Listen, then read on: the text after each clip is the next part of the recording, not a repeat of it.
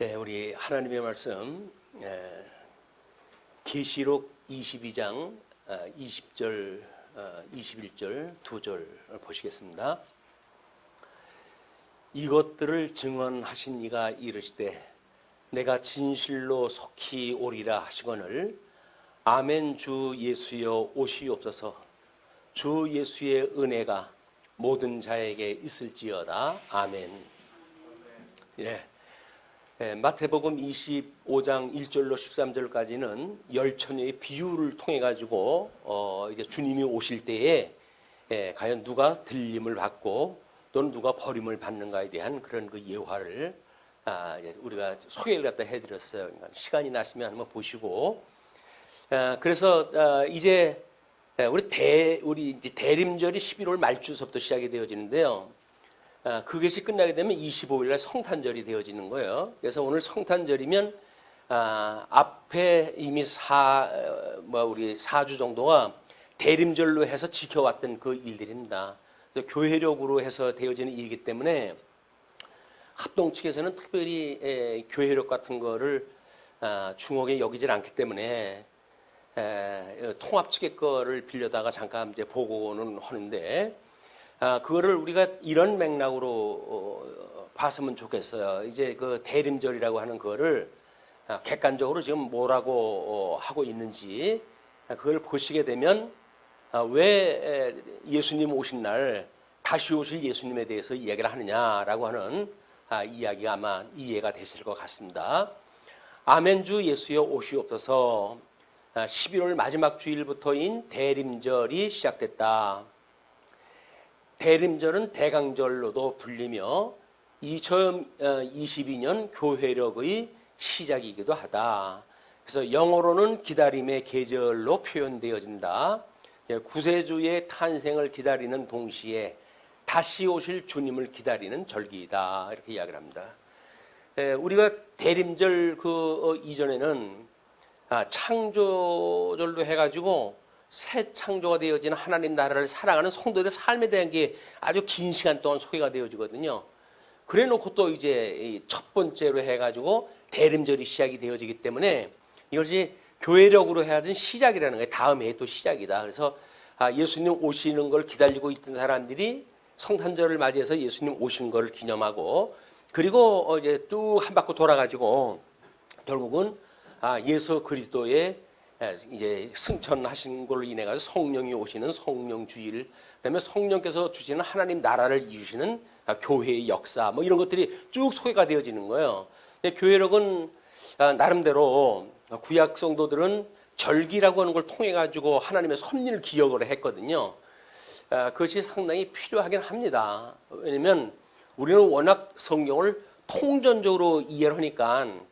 그건 부분적인 절기 중심으로 봤던 것이 성에 차지는 않지만 그래도 때가 되면 성탄절 우리가 기념을 하고 뭐 맥주라든지 뭐 이런 것들이 나름대로 해가지고 절기를 지키는 그 군데군데가 있거든요. 근데 그 이야기는 성경의 절기에서 어떠한 의미를 가지고 있는지를 우리가 깨닫는 일이기 때문에 그러니까 산발적으로 성경 구절을 통해서 공부하시는 분들은 그나마도 그렇게 해야 체계적으로 전 성경을 알 수가 있어요. 창세기로부터 요한계시록까지 군데군데 요조를 뽑아가지고 주일날 3가지 주제를 가지고 설명을 하게 됩니다. 뭐 때로는 한 번 강론에 나올 수도 있고 때로는 뭐 새벽 예배와 또는 대예배와 저녁 예배와 나눠가지고 주제를 설명할 수도 있겠죠. 이런 걸 통해 가지고 성경을 통전적으로 볼 수 없는 상황에서 나름대로 빠지지 않고 성경을 이렇게 읽어낸다는 이야기는 상당히 궁여지책으로 보여져요. 그동안 성경을 한 권의 책으로 이해는 되는데 그걸 통전적으로 이해하는 맥락이 없었기 때문에 성경을 스토리텔링 할 수 있는 능력들이 없는 거야. 하나님께서 지금 하나님에 대한 영광을 계시했는데 영광 계시한 거를 우리는 나름대로 해가지고 논리를 따라서 교리적으로 그걸 이해를 하고 그래서 성경을 우리가 확인할 때 해가고 있단 말이에요. 그런데 성경 신학이 소개되지 아니한 그냥 이렇게 성경 몇 구절을 가지고 설교를 하는 그런 그 개혁교회 입장에서는 매우 어려운 거예요. 성경 전 성경을 이해하기가. 그래서 나름대로 궁여지책으로 그렇게 해가지고 성도들한테 일용할 양식을 공급하고 이제 이렇게 해왔던 것이 현재까지 뭐 이게 실상이에요. 그러나 우리는 일찍이 이제 성경 신학이라고 하는 그런 그 부분을 강화를 시켜가지고 창세기로부터 요한계시록에 이르기까지 전 성경을 전부 강론을 갖다 통해가지고 성경을 확인하는 이런 아주 부잣집에 사시는 분들입니다, 여러분들이. 아주 부유로운 그런 뭐 경제 조건 중에서 사시는데 그러다 보면 복이 뭔지 사실 몰라요. 또 그게 당연하다고 생각이 드니까. 그래서 우리가 이렇게 통전적으로 성경을 이해하는 것은 이 시대에 매우 필요한 일들이다. 그래서 우리 청년부 만났을 때 저한테 그런 질문을 하더라고요. 성경을 어디서부터 보는 게 좋겠냐? 신약부터 보랴 아니면 구약서부터 보랴? 그래서 만약에 사랑하는 사람한테 연애 편지를 받았다고 한다면 어디부터 읽을까? 그랬더니 처음서부터 읽죠. 그럼 처음서부터 읽으면 좋지 뭐. 그렇게 이야기를 했어요. 그러니까 하나님이 사랑하는 자들한테 지금 내가 이런 하나님이야. 그냥 너희들은 이러한 나를 경외하고 섬기는 것이 너희 행복이고 인생의 본질인 거야. 라고 하는 걸 알려주니까 그걸 알고 살아가는 사람은 행복한 거예요. 근데 그걸 모르는 사람은 의무적으로 신앙생활을 하려고 그러니까 이것이 힘이 드는 겁니다. 그게 유대인들이 가지고 있던 율법주의예요. 그래서 율법주의가 그렇게 예수님 오실 당시에 모든 유대인들을 미혹시켰던 그런 그 사상 체계인데 그 사람들이 가지고 있는 큰 하나의 테마가 있어요. 그것이 대망 사상이라는 겁니다. 예수님이 이 땅에 오시는 걸 사모하고 있었는 거예요. 근데 그것이 사모했던 예수님이 왔잖아요. 근데 유대인들은 유감스럽게도 그런 예수님을 알아보지를 못한 거예요. 근데 급기야 십자가에 못 박아 죽이는 이런 처참한 형편에 빠진 것이 불쌍한 유대인들의 역사입니다. 그들은 아직도 대망의 메시아를 기다리고 있어요. 그래 놓고 지금 우리 구약 선지자가 이야기했던 회복의 역사가 이스라엘이라고는 국가의 회복, 그걸 갖다 설명을 하니까 우리는 이미 모든 구약 성경은 예수님 초림으로 해가지고 문자적으로 역사적으로 확인됐다. 그러므로 신학적으로 의미를 가지고 이제 예수님에 대한 걸 이해를 하고 있는데 그 사람들은 아직도 그 메시아, 선지자들이 예언했던 메시아가 올 거라는 거야. 그래서 성전이 회복되어지고 제사가 회복되어지고 나라가 회복되어진다고 생각이 드니까 그 사람들은 지금도 성전에 들어가는 뭐 제사의 뭐 모든 기구 같은 거 이걸 다 개발을 해놨대요. 그리고 심지어 그 빨간 소가 이제 그 번제로 드리나 중요한 그 제물로 되어지는데 그거를 준비하기 위해 가지고 여러 가지 그 뭐 생물학적 그런 유전자를 이제 연구를 갖다 해내 가지고 그것까지 다 복원을 갖다 해놨대. 이제 예루살렘만 공격을 하게 되면 거기 성전을 짓고 바로 이 제사가 회복이 될 겁니다. 그게 그 사람들이 꿈꾸고 있는 메시아 사상이거든요. 그런데 우리 예수님은 이미 2000년 전에 오셨는데 그 성경 구약성을 알고 있던 사람들은 성경을 제대로 모르니까 아직도 2000년 전에 오셨던 예수님을 대망하고 있는 것이 유대인들의 그런 그 사고입니다. 그래서 지금 우리 유대교라든가 기독교라든가 뭐 이런 세계의 종교가 그런 그 차별이 있는 거예요. 그래서 뭐 여러 개 다수의 수다라든가 뭐 그런 풀에서 뭐 스님도 모시고 목사님도 모시고 천주교 신부도 모시고 그리고 뭐 이렇게 해가지고 4대 종파의 그 뭐 대표들을 하나씩 모아가지고 수다를 떨게 했어요. 재미나더라고요. 완전 코미디 같아요. 그게 나름대로 모든 대중들이 알기 쉽게 하는 방법 아닙니까? 그것이 결국은 다원주의가 되어져서 예수님만 믿는다고 하는 그거는 너무 속 좁은 이야기다. 봐라, 유명한 종교 종파들이 다 모여가지고 이야기를 하는데 다 잘 살자고 그러는 거 아니냐? 착한 일하고 살자고 그러는 거 아니냐? 이제 그런 걸 설파를 갖다 해요. 그래서 뭐 한쪽에서 뭐 목탁도 뚫기고 그때 뭐 목사님은 뭐 발로 해가지고 장단도 맞추고 하면서 이렇게 그 수다 떠는 걸 갖다 보여주더라고요. 그러니까는 종교가 가장 지금 그 마루종자 아니에요. 으뜸되어지는 가르침인데 그거를 희화화해서 예능 프로에서 다른 사람들이 보고 낄낄거리고 웃음거리로 만드는 것이 현대 문화예요. 그렇기 때문에 우리가 이런 성탄절이라든지 하는 그것도 자칫 잘못하게 되면 그냥 그런 문화에 휩쓸려 가지고 우리가 이제 잘못되어진 신앙에 대한 거를 그냥 우리가 받아들이게 되어지고 그런 염려가 있습니다. 그래서 우리 아이들한테 이 교회 학교 경험이 없게 하는 거는 사탄의 큰 전략인 거예요. 교회 학교가 이미 단절이 되어지고 뭐 이런 코로나로 인해 가지고 아이들한테 진리가 전승이 되질 않고 막 이런 그 문제는 사단의 괴계가 이미 본격적으로 돌입이 되어진 겁니다. 물론 뭐 이제 그 다원주의가 시작되면서부터 그런 일이 시작이 되었지만 이런 때일수록 성경을 우리가 정말 하나님의 말씀으로 이해하는 건 너무나 중요하기 때문에 예수님 오신 거는 2000년 전에 오신 거 아닙니까? 그것만 우리가 기념을 해가지고 모르겠어요. 그러니까 대림절의 의미를 교회력에서는 다시 오실 예수님의 때까지도 기억나게 하는 것이다. 이렇게 설명을 하는 거예요. 그래서 그 대림절로 시작해 성탄절, 주현절, 사순절, 부활절, 성령 강림절 등으로 이어지는 교회력을 들여다보며 시작과 동시에 종말을 의식하는 그리스도인의 묵시론적 자세를 떠올린다. 우리는 어떻게 보면 구약 성경의 마지막이 이제 그 언약을 성취했던 예수님 아니에요. 그건 우리가 예수님에 대한 중의적인 해석이라고 이렇게 나중에 이제 표로 이야기가 되어져 있는데 그때가 자세히 이제 보시기로 하시고 이와 같이 시작과 끝이다. 그래서 연말에 우리가 이제 성탄절을 맞이하고 이제 5일만 지나면 또 새해예요. 그렇게 개념을 가지고 이해를 하셨으면 좋겠습니다. 그래서 네덜란드 화가의 빈세트 반 고흐가 누가복음 21장 25절 해와 달과 별들에서 징조들이 나타나고로 시작해서 36절 기도하면서 늘 깨어 있어라 라고 끝나는 종말의 풍경을 주제로 명작 별이 빛나는 밤을 완성했다. 그래서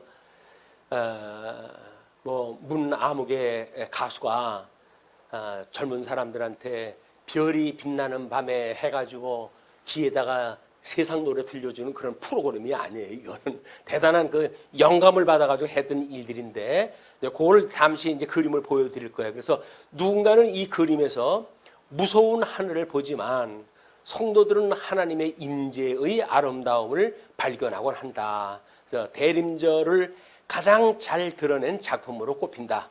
그래서 최근엔 대림절을 기점으로 내년 예배와 설교를 위한 서적들이 이렇게 속속 출간이 됐다라고 하는 걸 소개해가지고 2020년도 신간을 이제 소개했던 그 머릿말이에요. 이제 그거를 소개를 갖다 해드리는 겁니다. 그래서 우리가 그 그림을 갖다 보시게 되면 이런 그림이에요. 많이 보셨던 그 그림일 텐데, 그래서 뭐 이 나무와 교회의 첨탑이 있는 교회당과 그리고 하늘에 구름이 회오리 치는 그런 그 구름들과 또는 달과 그리고 별무리들이 있는 그런 그 모습을 그림을 갖다 그려가지고 뭐 대단히 수고를 갖다 하고 아마 그랬을 것 같아요. 뭐 이런 성경에 대한 거나 진리에 대한 거를 글로 쓰시거나 그림으로 그리는 분들은 뭐 구절 하나 고치는데 수백 번을 고치고 한답니다. 똑같은 거를. 그런 그 문제는 성령의 감동을 받아가지고 기록을 시작을 했지만 그것이 어떻게 진리와 가까이 거를 소개할 것인가라고 하는 문제 때문에 아주 자세히 들여다보고 그렇게 우리들한테 소개하는 그런 그 모습들을 볼 수가 있는 거거든요. 자, 이런 것이 있다고 한다면 이제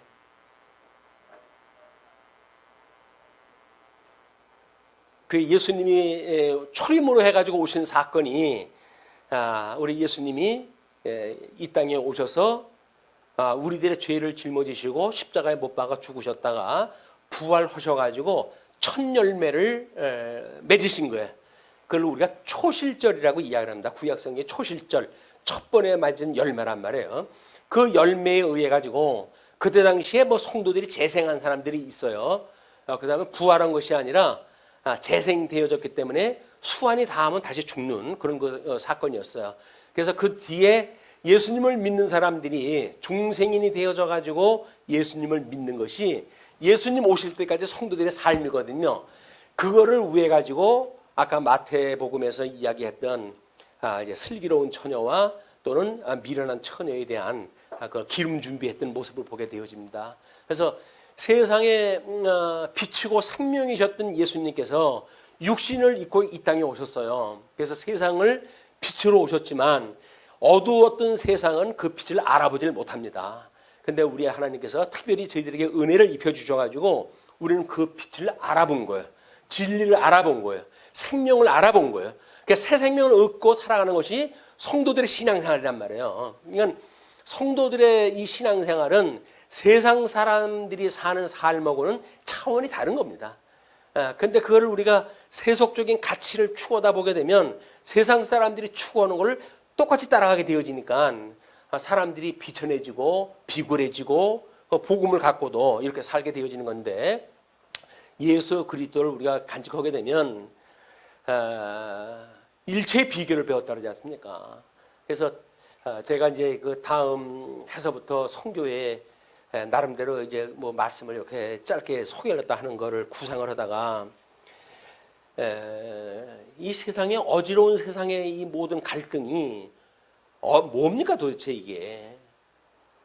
아담으로 인해 가지고 세상이 죄악 세상에 우리가 종이 되었다는 거예요. 그냥 사탄의 종으로 살자니 오죽하겠어요 그 꼴이.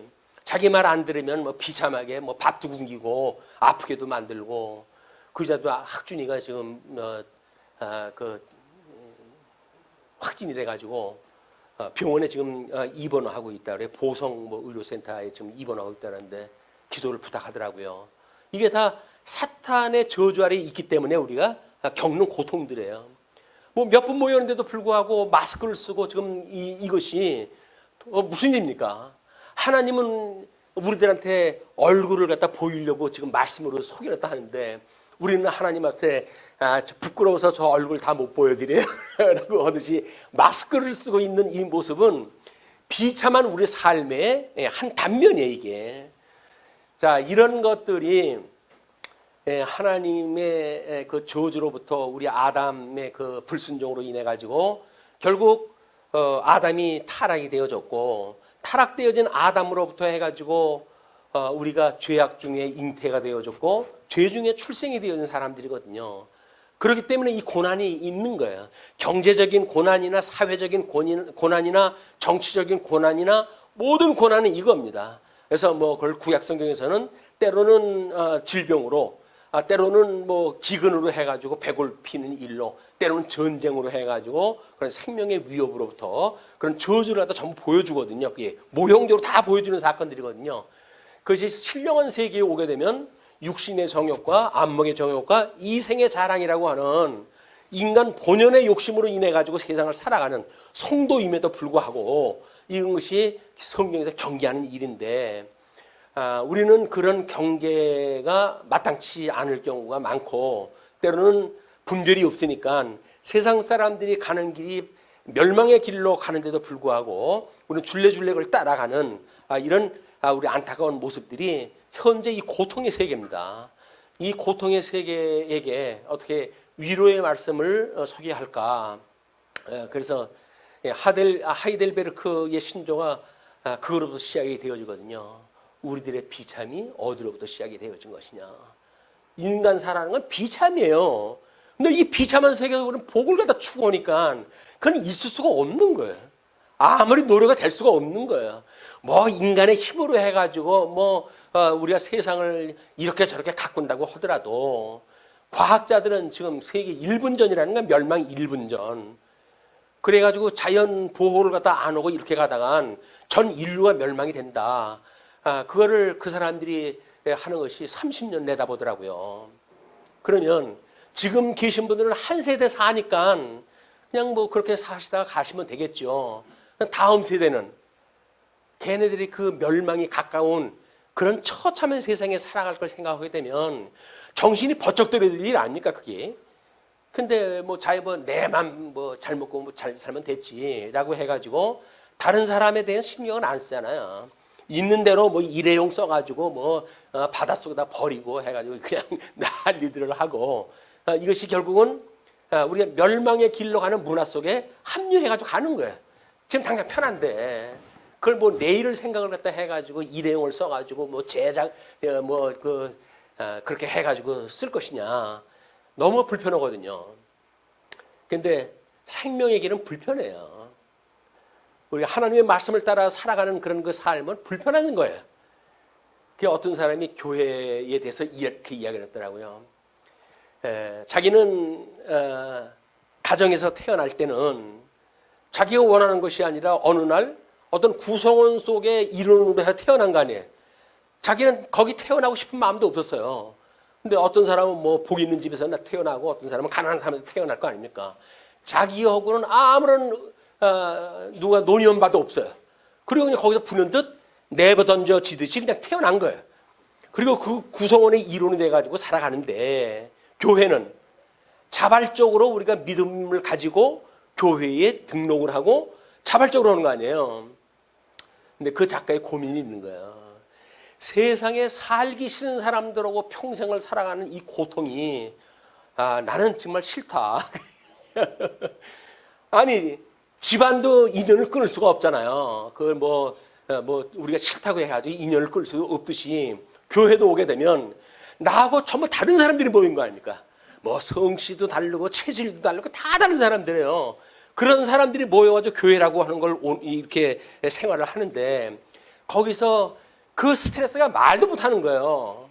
그래서 평생 같이 살고 싶지 않은 사람들하고 평생을 살아야 되는 고통이 나는 정말 싫다. 교회를 사랑하는 사람이 이야기예요. 그 글 중에 이제 그렇게 소개했다 했더라고요. 근데 그 해석하기를 그런 어지럽고 복잡한 가운데서도 그게 가능한 것이 십자가의 도라고 하는 그것 때문에 우리가 믿는 것과 아는 것이 하나가 되어져서 함께 기뻐 살아갈 수가 있는 이런 은혜를 주신다는 거거든요. 근데 그런 은혜를 모르게 되면 그걸 의무감으로 해야 되니까 정말 싫은 거예요.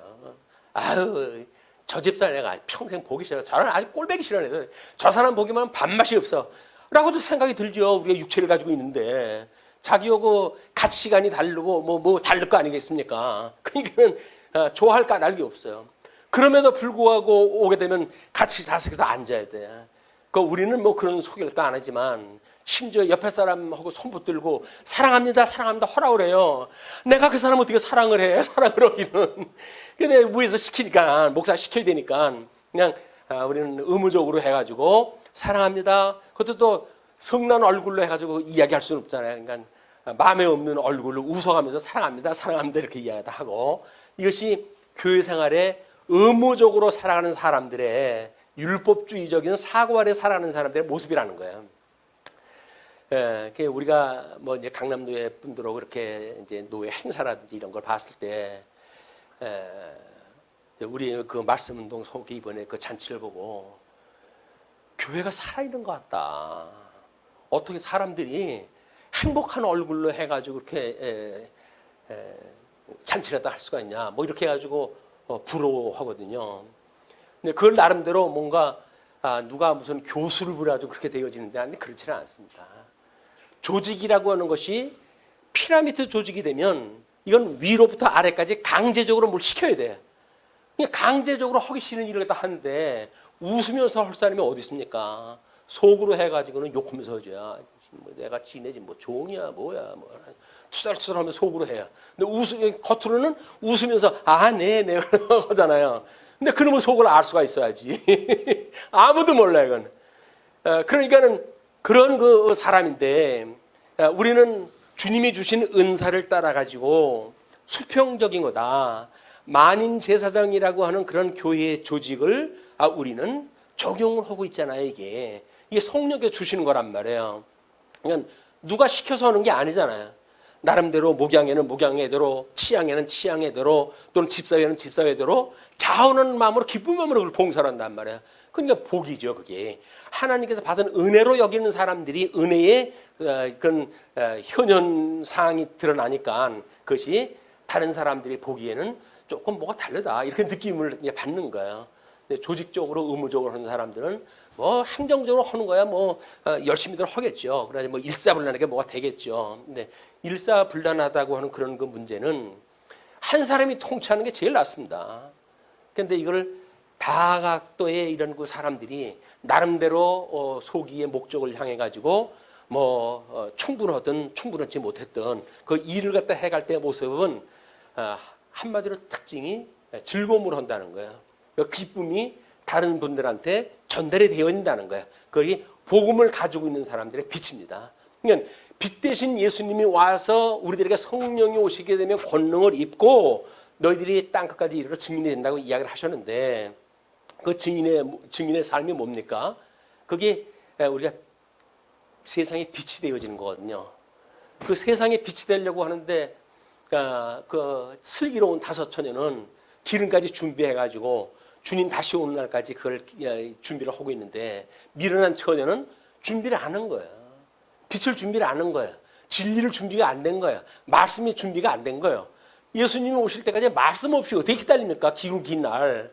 그러니까 중간에 도중하차하는 사람들이 많은 겁니다. 도중하차가 다 되어지는 거예요. 그리고 그걸 정말 믿어지는 사람들만 말씀으로 일용할 양식을 삼아가지고 주님 오시는 날까지 신부의 모습으로 살아가는 이런 훈련을 통해 가지고 우리 예수님을 만나게 되어지는 이런 복된 시간이 우리한테 되어지는 겁니다. 오늘은 2000년 전에 오셨던 예수님에 대한 이야기지만 실상은 다시 오실 예수님을 사모하면서 살아가는 성도들의 모습에 대한 것 이거를 소개를 갖다 해드려야 되겠다 이런 생각이 들었어요. 그래서 이제 부활에 대한 이야기를 나름대로 해서 성경 구절로 해서 소개를 갖다 했고요. 예수 그리스도 초림과 재림에 대한 중의적 언약이라고 이제 그 도표를 우리가 소개를 갖다 해드렸었는데 옛 언약의 성취는 그래서 우리가 구약 성경에서 이 언약되어진 거를 예수님이 이루신다고 이야기를 했기 때문에 유대인들은 이제 우리가 믿고 있던 모든 율법이 이분이 오심으로 해서 폐해지는구나 이렇게 생각을 했는데 예수님은 구약의 율법과 선지를 내가 폐하러 온 것이 아니라 완전케 하러 온다고 그랬어요. 완전케 온다고. 왜? 그때 그것으로 완전한 율법이거나 선지였다고 한다면 우리 메시아가 오실 필요가 없죠.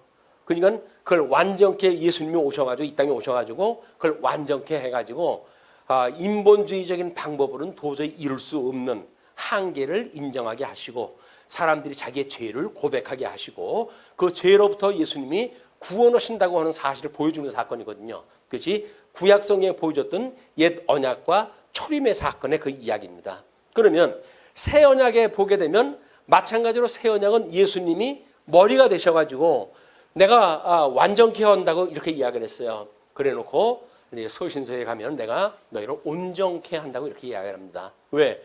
몸으로 해서는 예수님이 완전케 하셨잖아요. 이 땅에 이제 지상 사역으로 해가지고 그러면 승천해가지고 천상 사역이 뭐냐면 성령을 보내주셔가지고 당신의 몸을 온전하게 해가는 거예요. 온전하게.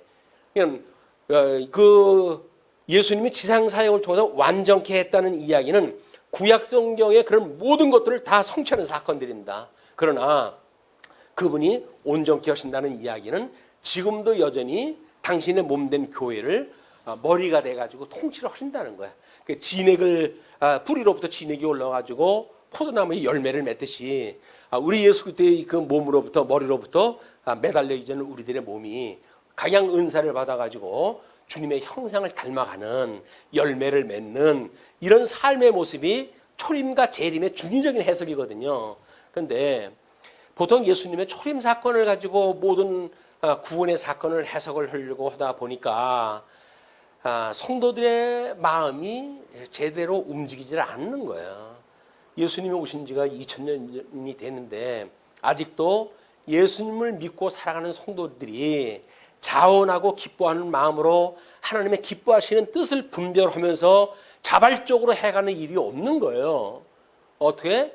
그냥 뭐 목사님이면 목사님이 말씀을 통해 가지고 이렇게 하는 겁니다. 저렇게 해야 되는 겁니다. 라고 이야기를 하니까 종교 개혁이 일어나 가지고 우리 표준 교리를 통해 가지고 하나님의 뜻이 무엇인가를 그렇게 자세히 풀어줬는데도 불구하고 그 교리가 교조주의화 되어지고 마는 거예요. 그렇게 살아야 된다고 하는 교조주의화가 되어지니까 성도들이 아니 율법 지키기도 어려운데 예수님이 오셔가지고 그 완전케 했던 율법을 무슨 수로 지킵니까? 그러니까 얼굴에 늘 그늘이 있고 새벽마다 울어가며 회개를 갖다 해도 우리 예수님이 우리 위로를 갖다 만날 수가 없는 거예요. 왜 새벽기도 끝나고 가면 생활 현장으로 들어가야 되는데 생활 현장에 그 생존 이 경쟁력이 뭐 어떤 그 곳입니까? 그런 데 가서 우리가 생활을 하다가 보니까는 이런 마음의 평안을 얻지 못하고 끊임없이 사단의 종이 돼가지고 움직이는 자기의 그런 괴리감, 복음을 안다고 하는 그런 자기 자신의 처참함 이런 것 때문에 결국은 복음을 만나지 못한 이런 한계가 율법주의 또는 교조주의 이런 것들이 만들어내는 폐해라고 보여집니다. 하나님께서 저희를 특별히 사랑하셔가지고 이제 이런 성경 신학적인 방법으로 복음을 깨닫게 하셨어요. 우리는 자발적으로 자원하는 마음으로 영적 예배가 하나님의 선하시고 기뻐하시고 온전한 뜻이 무엇인가를 분별하는 것부터 시작되어지는 거 아닙니까? 그러니까 하나님의 뜻이 분별이 돼야 뭐가 시작이 되어지죠. 영적 예배 시작인데 그게 분별이 되어지게 되면 또 주신 믿음의 분량만큼 우리 생각을 해요.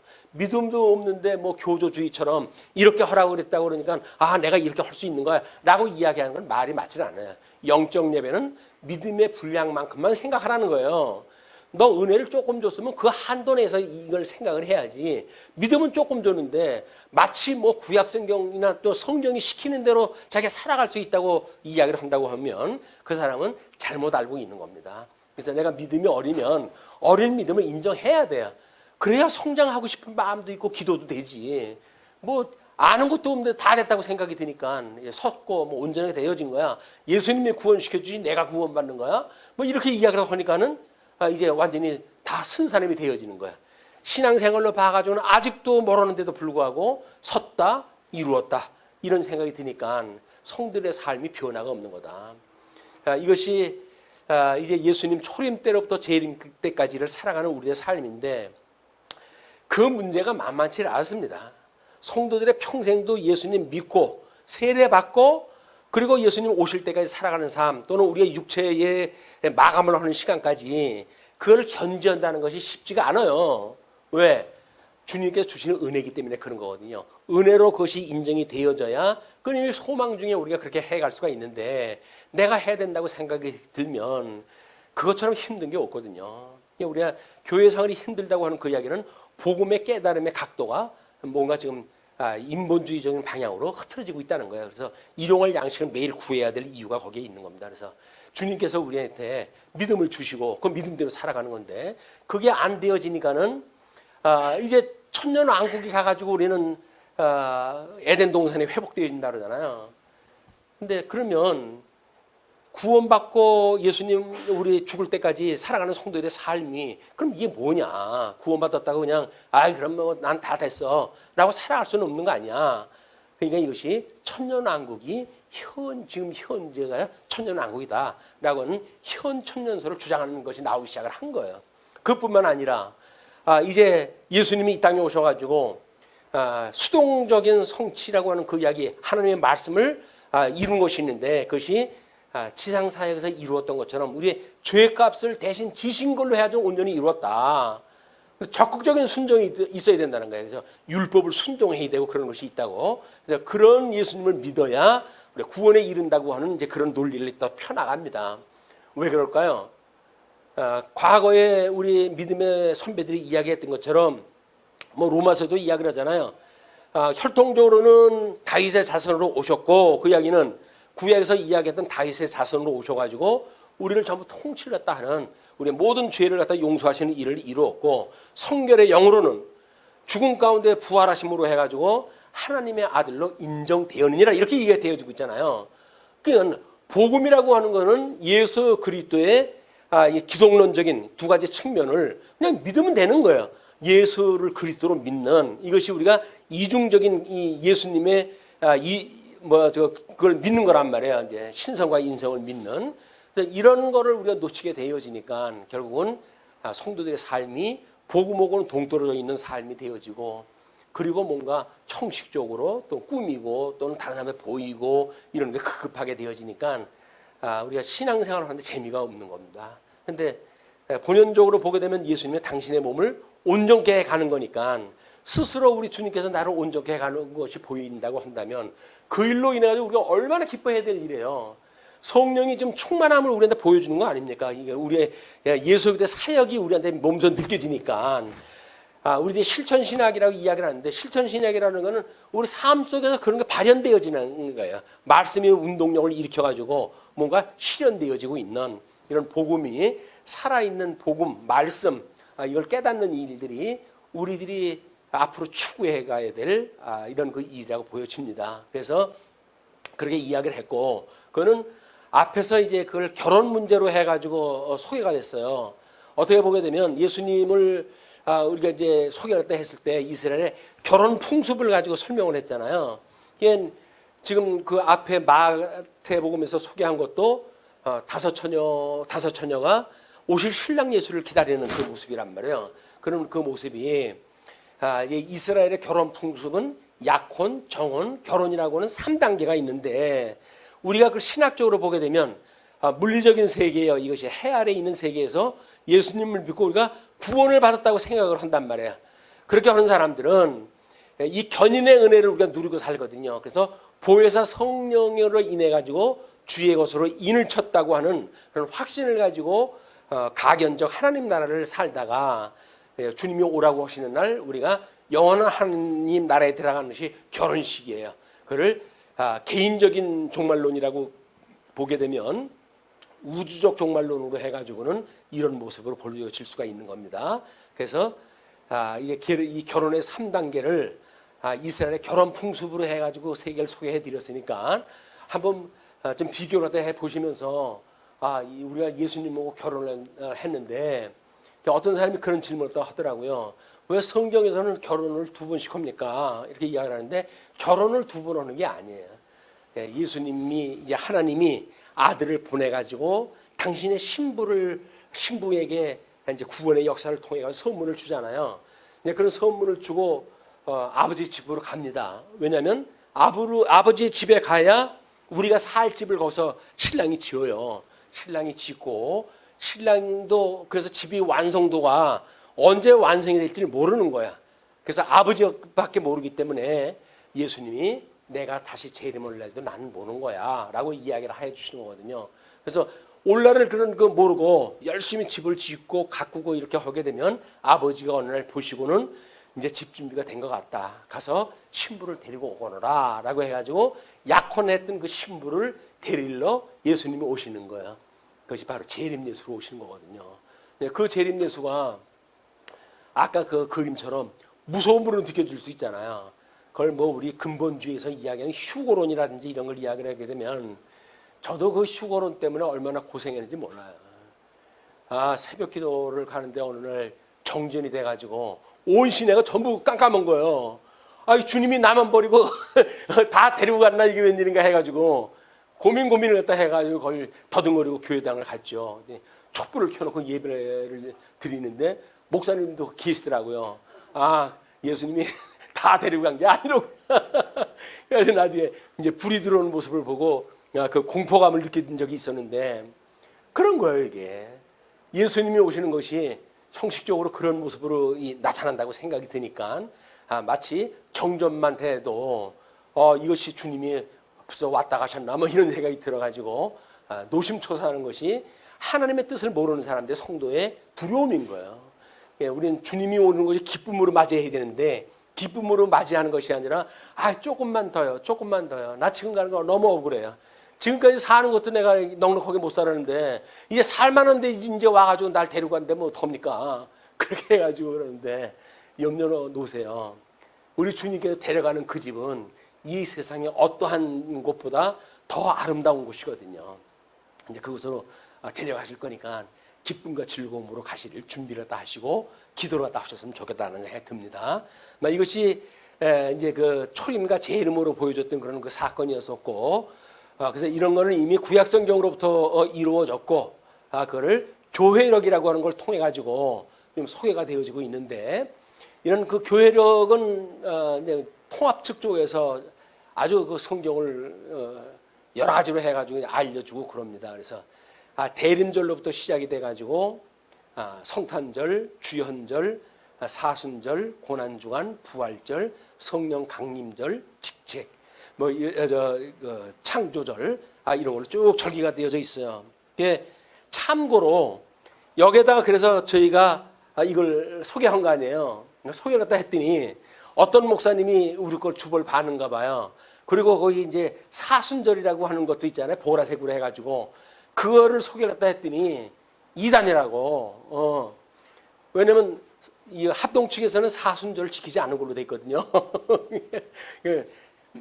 마치 어떤 잔치 전에 그런 고난 전에 폭직을 갖다 하고 잔치를 갖다 있는 대로 미리 해가지고 고난 주간을 지키기 전야제를 지키는 일이기 때문에 합동 측에서는 그거를 배제를 했어요. 그걸 하지 마라 이렇게 떨어졌는데 우리는 다른 그 교단 거를 갖다 소개를 갖다 했으니까 여기에 그 사순절 표시를 갖다 했잖아요.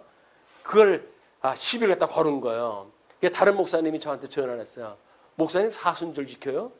지키기는 무슨 절기를 지켜. 절기라고 하는 그 이야기는 뜻이 무엇인지를 보고 그런 그 일이지. 그리고 그 절기는 다른 교단 거, 다른 교단. 여기서 썼어요. 그래서 교회력 타 교단. 얼마나 견제하는지 아실만하죠. 이덕성이를 얼마나 견제하는지를. 그래가지고 지금 사방에 올무를 놓고 보는 거야. 너 한번 나한테 걸려봐라. 뭐 이렇게 해가지고 그것이 보이기 때문에 끊임없이 기도하지 않으면 안 돼. 소망이 없어요. 기도를 갖다 해야 돼. 왜? 핑계도 아닌 핑계거리 가지고 뭐 이제 시비를 갖다 걸고 나쁜 소문 내고 뭐 이렇게 되어지니까 내가 잘못해가지고 그런 일은 극히 드뭅니다. 대부분 애매한 음모를 갖다 씌워가지고 그렇게 공격을 하는 세상이거든요. 그래서 우리가 그런 세상에 살기 때문에 어쩔 수 없는 환경 속에 우리가 있는 거다. 그러므로 끊임없이 기도를 갖다 해야 돼요. 어떻게? 시험에 들게 하지 마시옵고 악에서 구하여 주옵소서. 주기도만큼 우리한테 유익한 기도 없어요. 주기도가 뭐 연불처럼 외우니까 우리가 그것이 경계를 갖다 하는 거지. 주기도의 뜻을 잘 분별하면서 우리가 하나님 앞에 하게 되면 세상에서 제일 기본이 되어지는 기도입니다. 으뜸이 되어지는 기도고, 그러니까는 그 기도를 은밀하면서 하시는 일들 게을리 안 했으면 좋겠어요. 뭐 일용할 양식을 주시옵고 얼마나 좋아요. 자, 그래서 교회 절기가 또 이제 이렇게 쭉 어떤 의미라고 하는 걸 소개를 갖다 해드렸어요. 또 한번 보시고 다른 그 교단은 어떻게 보는가라고 하는 거를 이렇게 보시고 했으면 좋겠다. 왜냐면 다른 사람들이 공격을 할 수도 있고 또 안 한다고 해가지고 나몰라라고 하게 되면 그런 어떤 교회력이 가지고 있는 긍정적인 거를 다 놓칠 수가 있잖아요. 그래서 그런 긍정적인 거는 우리가 배우고 부정적인 건 배제시키고 이런 어떤 균형을 이뤄가는 일이 매우 중요하다고 보여집니다. 자, 그래서 이제 뭐 이런 색깔들에 대한 거를 쭉 소개했다 했어요. 뭐 초록색깔도 해가지고. 그래서 우리 절기가 나름대로 해가지고 지금 보여주는 일들이 아마 이제 그 이야기에 2022년 목회 계획을 각 교단들마다 전부 이렇게 나와요. 그 통합측은 여기다 성경 구절까지 전부 나옵니다. 구약, 신약 뭐 이런 세 가지를 갖다 쭉 소개를 갖다 하고 있고 그렇게 돼서 절기를 소개했다 하고 그거를 준해 가지고 예배를 드려요. 그래서 통합측의 어떤 목사님이 강론하는 거를 비판하는 사람이 있었어요. 한번 설교를 비판해 가지고 중구난방 아무데나 지가 하고 싶은 대로 하고 그걸 설교랍시고 한다. 이렇게 해 가지고 이 합동측이나 대형 교회 목사들을 공격을 하고 그랬어요. 통합측에 아직도 뭐 지금은 뭐 큰 교회를 하는지는 모르겠어요. 그때 당시에는 뭐 형편이 안 돼 가지고 자기네 집에서 목회를 했다 하는 그런 그 양반이었었는데 대형 그 교회의 목사님들을 공격을 갖다 해야 되고 그래가지고 그걸 책을 또 펴내고 그랬어요. 어떻게 해야 된다? 그 사람은 이 절기에 맞춰서 해야 된다는 거야. 빠지지 않고 그렇게 해야 전 성경을 다 가르쳐 주다 일단 그런 얘기거든요. 뭐 어떻게 보면 맞는 얘기도 해요. 그러나 서무당이 사람 잡는 일입니다. 그게 이런 그 일들이 우리가 경계를 갖다 해야 될 중요한 일이기 때문에 성탄절이라고 해서 예수님 오신 예수님만 우리가 기념하고 그걸로 끝나지를 마시고 다시 오실 예수님에 대한 우리의 삶에 대한 그래서 옷매무새를 날마다 고치고 그렇게 살아가는 삶에 대한 거를 생각을 하며 살아갔으면 좋겠다. 주님 오시는 건 우리가 소망을 가진 사람하고 행복한 사람이 없어요. 꿈이 있으니까. 주님이 오시게 되면 이루실 꿈이 있으니까. 근데 그게 없이 현실에만 빠진 사람은 너무 비극이에요. 그렇다고 해서 과거에 또 취해 준 사람 있잖아요. 뭐 이제 텔레비전에 보게 되면 뭐 상민이라는 그 친구가 빚지고 있으면서 내 과거엔 말이야, 옛날엔 말이야, 나 때는 말이야, 뭐 이렇게 해가면서 자랑을 갖다 해가지고 흉을 잡히고 그러던데. 왜냐하면 과거에 묻혀 사는 거예요. 그때는 잘 나갔거든요. 뭐 대형 세단이 뭐 몇 대씩 그냥 타고 있었고 그랬으니까. 그럼 현재는 빚쟁이 아닙니까? 그 과거에 그런 거에 취하고 살고 싶은 거예요. 현재를 부정하고 싶은 거예요. 이것이 역사간의 왜곡 현상이다. 우리는 하나님의 말씀을 통해 가지고 말씀으로 책망을 받잖아요. 책망을 받은 뒤에 우리는 복음을 만나가지고 구원이라고 하는 믿음에 이르게 되어진단 말이에요.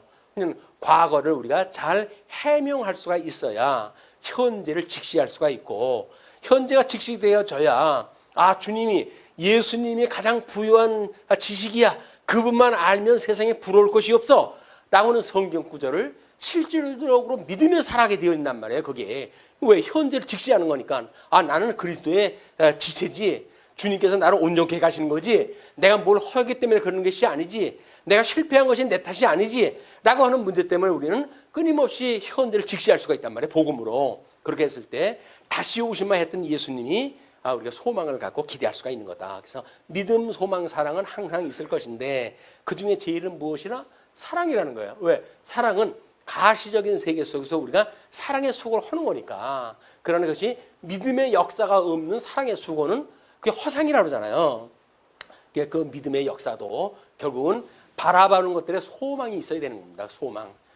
거기에 우리가 미래를 이제 예측을 했다 하고, 또는 나름대로 우리가 하나님의 뜻을 분별해서 계획도 세우고, 그래서 늘 생동감 있는 이런 성도의 삶을 살아가시기를 예수님의 이름으로 축복했다 하십니다. 기도하시죠. 자비로우신 우리 하나님 아버지, 은혜를 감사하고 감사합니다. 참 저희들이 무엇이간데 죽었던 우리를 살리셨을 뿐만 아니라 이제 우리 성령님을 보내주셔서 우리로 하여금 예수 그리스도를 믿는 믿음 가운데 이렇게 소망을 가지고 살아가게 하시는 하나님, 은혜를 감사하고 감사합니다. 세상은 2000년 전에 오셨던 예수님을 빌미로 해서 상가에서는 캐롤을 들려주고 손님들을 호객하는 이런 그 모습들이 만연되어져 있습니다.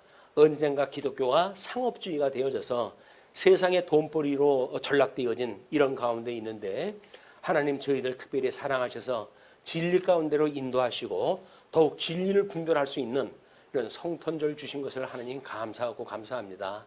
매일같이 저희들에게 일용할 양식을 주셔서 하나님의 선하시고 기뻐하시고 온전한 뜻이 무엇인가를 분별하게 하시고, 그리고 저희들 크다 적다 이런 것이 아니라, 차별되어져 있는 믿음이 아니라 우리에게 아주 충족한 믿음으로 주셨던 그 믿음을 가지고 성도의 신앙생활을 해갈 수 있도록 끊임없이 주님께서 붙들어 주시옵소서. 그 주신 은사를 저희들의 발견하고 실현함으로 해서 하나님 앞에 더욱 우리의 그런 사랑의 수고를 아끼지 않는 성도들이 되어지는 이런 아름다운 말씀 운동 성교회가 되어질 수 있도록 주께서 함께하여 주시옵소서. 성령 충만을 허락하여 주시옵소서. 말씀의 충만을 허락하여 주시옵소서. 이 일을 위하여 우리 하나님께서 각양 은사를 주셨고, 가르치는 자는 가르치는 일로, 또는 다스리는 자는 다스리는 일로, 섬기는 자는 섬기는 일로, 우리가 각자 받은 하나님의 은혜를 따라서, 은사를 따라서 이 모습 저 모습으로 충성하고 있는 모든 종들 위에 우리 하나님 크신 은총으로 다시 오는 그날까지 굳게 잡아 주시옵소서. 그래서 그들의 그 아름다운 수고가 하나도 허투루 땅에 떨어지지 않도록 주께서 지켜주시옵소서. 그래서 날마다 우리 주님 오시는 날을 바라보고 말씀을 상고하고 우리가 소망 중에 살아가는 아름다운 들의 성도들이 될 수 있도록 주님 축복하여 주옵소서. 그리고 오고 오는 세대까지 이 진리를 전승하고 보수하는 주님의 몸된 교회의 사명을 감당할 수 있도록 지혜와 총명을 더하여 주시옵소서. 그리고 이제 내일 또 저희들 마지막 예배로 만나게 되는데 그날까지도 주님께서 여전히 한 가지로 저희들을 보호하고 인도하여 주시기를 비옵고 우리를 구원하신 우리 주 예수 그리스도 이름으로 기도하옵나이다. 아멘.